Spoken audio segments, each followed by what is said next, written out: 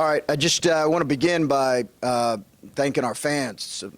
You know, I'm a Midwesterner. I've seen snow, but we had some rough conditions out there, almost blizzard-like. So appreciate everybody who came out on a night when the conditions were not great.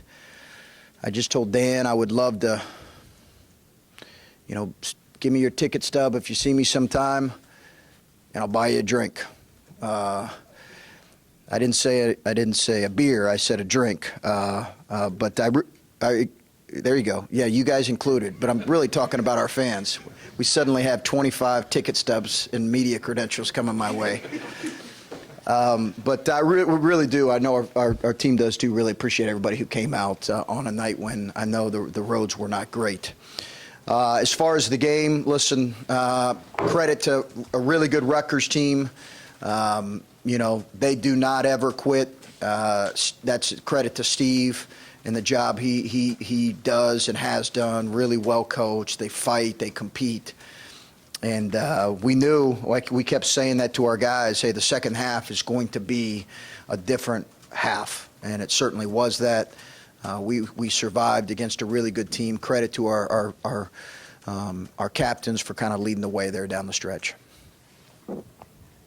So I'm guessing by your demeanor right now, you take this a win's a win, you move on. Is that more the focus as opposed to you're up 20 and then you're fighting for your life at the end? Oh yeah, I don't ever look at it like that. I mean, it's too hard to win in this league. Yeah, if you think I'm going to come in here with a, you know, sour, oh man, you know,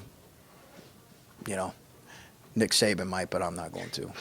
Well, how did you see the game change? You're up 20, and then they start fighting back. And you said you knew they weren't going to quit, but how did you see the game change from that point? Yeah, no question. We've got to do some things better. There's no question. I did not love our defensive approach in the second half. I just didn't. But I think overall, listen, we've got to do some things better. There's no question. But give them credit. I thought we were sloppy with the ball a few times late, and I just didn't love our defensive connectedness, and I didn't think offensively we finished enough plays in the second half. But sometimes you got to survive games like this. You got to make just enough plays. We did that, and it's credit to our guys. Kaleb's free throws were huge. Stepped up there like an older guy. Great poise, confidence. Dre made one or two, and then CJ made both of them. Those are excellent plays, but we certainly do need to do some things better, yeah. In the first half, you all had 45 points, and it seemed like you guys were getting some good looks. I know Dwayne had a couple nice drives, too. And then I think the last 7.5 minutes, I think you made one shot from the field. Yeah. Were you not liking the looks that you were getting? Were you just not hitting shots? What were you seeing? Yeah, I'd have to go back and look at it. I thought we got some good looks we didn't finish. Dwayne had one at the rim he didn't finish.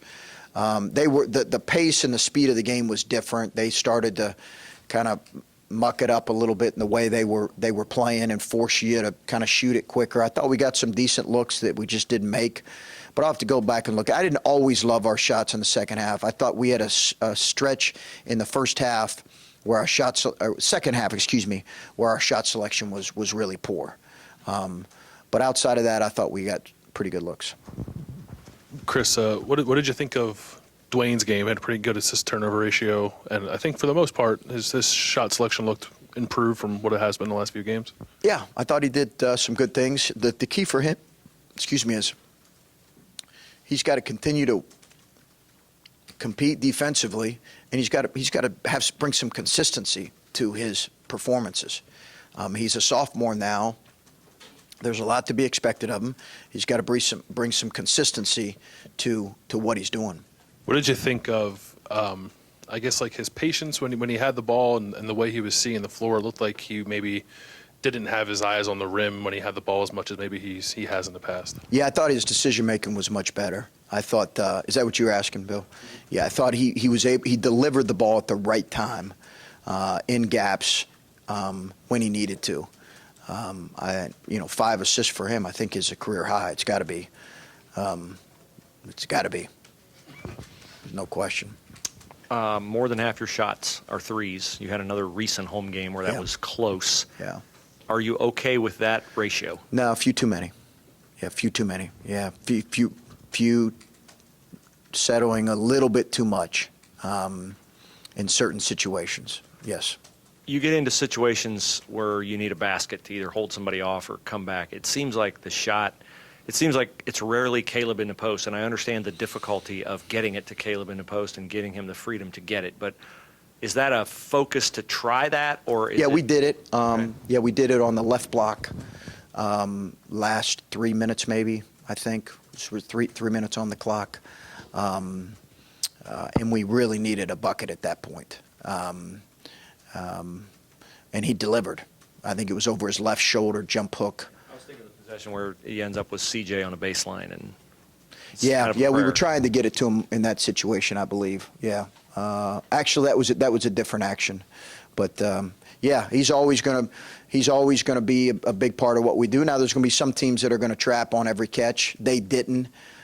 They were really loaded up, though. When he caught it, the one he finished, he actually had about 3 guys around him. It was a terrific finish. But I think we can definitely be more intentional as a group. There are sometimes we're running stuff to get it to him, and then they feel like they can't. This happened in the Minnesota game. They feel like they can't get it to him, and the ball ends up with the perimeters. And I think we can still be more committed to getting it to him in some of those stretches. Coach, like home court advantage is a thing that's understandable, but like in conference play, you guys are 48% from the field here, but then it drops to 39% whenever you guys leave here, and you guys have 3 games coming up against some pretty quality opponents on the road. Like, I guess, like, how do you bring what you're doing here and at least have some of that on the road when you're playing in some of these other arenas? I think we just have to continue to work on our execution. And what we're doing, and I think we've got to be. I can't remember what our numbers were at Michigan. I thought they were a little better in terms of our offensive efficiency, but I think we just have to keep working on our offensive execution. I'm sure those numbers are consistent everywhere. I think we just got to keep working on it. Why is it such, like, obviously home court advantage is a thing, but why is it such a vast difference? Comfort level with the surroundings. Teams play harder defensively, typically at home, although we had too many lapses today. I am starting to sound like Coach Saban, who's a heck of a coach, by the way. Let me just get that out of the way. Yeah, he's unbelievable. But we had too many defensive lapses. I just think generally, if you were to look at it, teams are more comfortable at home. The environment's different, and they typically defend harder and better on their own home floor.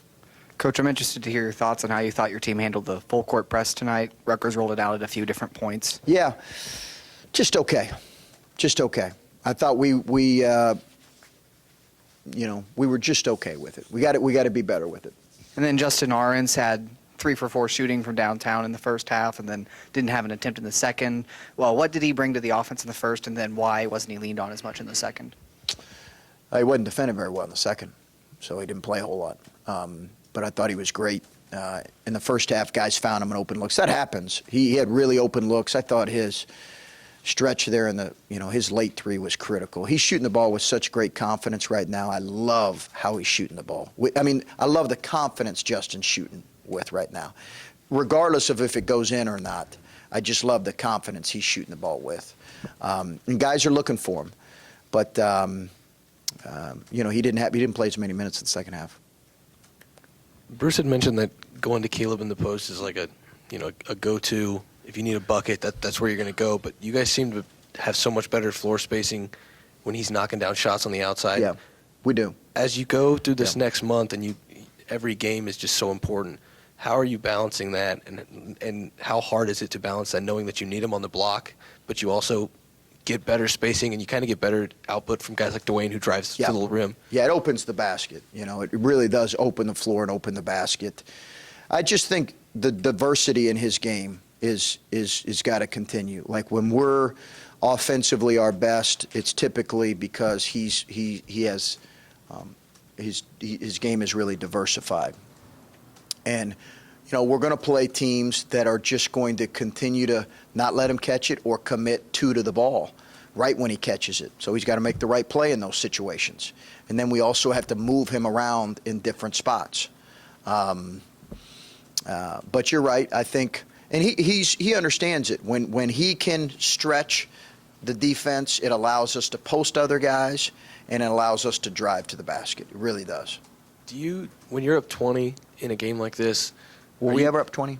Yeah. One time? Okay. Were you just expecting Rutgers to have a run because of how hard it is to win in this league? And was there ever a point where you're like, well, this is too easy, it's not going to last until the end of this game? I tell you what you can usually tell is kind of the look in the other team and the way that they're competing. And that usually tells you. I thought they were scoring it too easily in the second half. And that's what made me uneasy and not feel. I just thought they were scoring too quick and too easy. It was a lot of trading baskets there until it got really down to the end, and we stopped scoring, and then they kept scoring. So I did not ever feel as I felt other times when we were up 20. And some of that's a credit. Like, I know they've won 17 games this year. You know, they're a good team. I mean, they're going to play in the NCAA tournament and have a chance to advance. They're that good. Luther's a Jersey guy playing against Rutgers. He found a shot a little bit tonight. How important is it for him to have an impact on both ends of the floor, and what did you see from him? Yeah, I thought he was good. I thought he stepped up, made good shots. I thought he took good shots for the most part. And it's 2 games right now where I felt like he's played with pretty good just confidence and in a pretty good way, and that needs to continue. I think he's finding his legs a little bit. I really did feel like he was struggling with just legs, fatigue, leg strength. We got to get him, feeling better about his overall physically. Just quickly wondering how Kyle came out of the game. It looked like he might have rolled his ankle or got his leg caught under him or something toward the end. I don't know defense. what his. I don't know what specifically he was feeling. I don't know if it was an ankle or. Listen, it's no secret, so I'm not. But we've got concerns about his leg again, and I'm hoping it's not that. I'm hoping it was something else. I'm hoping it's not that. The way you ended the first half, which turned out to be obviously huge, you hit, Yeah. I think Dwayne hit Andre in the corner He did. for 3, and then in transition, Kyle hit the one. They cut it to 9. We called a timeout, and then it went 3, Justin. stop 3. Yeah, just stating the obvious, how important was that? It went from 9 to 15 at the break. Well, it wasn't too long ago that we were on the opposite of that, and it was didn't feel real good, and it was even more so. I think that was like 3 or 4 in a row for them. So it was really critical, I think, for us just to feel good about how we could finish the half. And I told him in the timeout, I said, listen, we had a careless turnover. I thought Dre should have moved it, and we turned it over. But give him a lot of credit. He came back, and I told him at the timeout, let's get a score and a stop, and then go into the half. And it just so happened we got 2 threes there. It was critical. And kind of going back to your very first comment in this, how do you, what is the message to the team after a game like this? Is it more the positive, hey, in this league, that's a really good team, we won, or is it more about, we were up 20 and we kind of, what is the mood after a game like this? I think you're always learning and growing from wins and losses. I think that is one of our core values, is you're always learning from wins and losses, from every moment. Every moment is a teachable moment. We've got stuff we've got to do better from this game. Having said that, we did a lot of things really well, and we've got to take both and move forward. But it certainly wasn't a downtrodden locker room, and I didn't want it to be. Having said that, I think they know we've got to do things better, and we'll have to play better moving forward. Hopefully, in our next game, we will. Okay.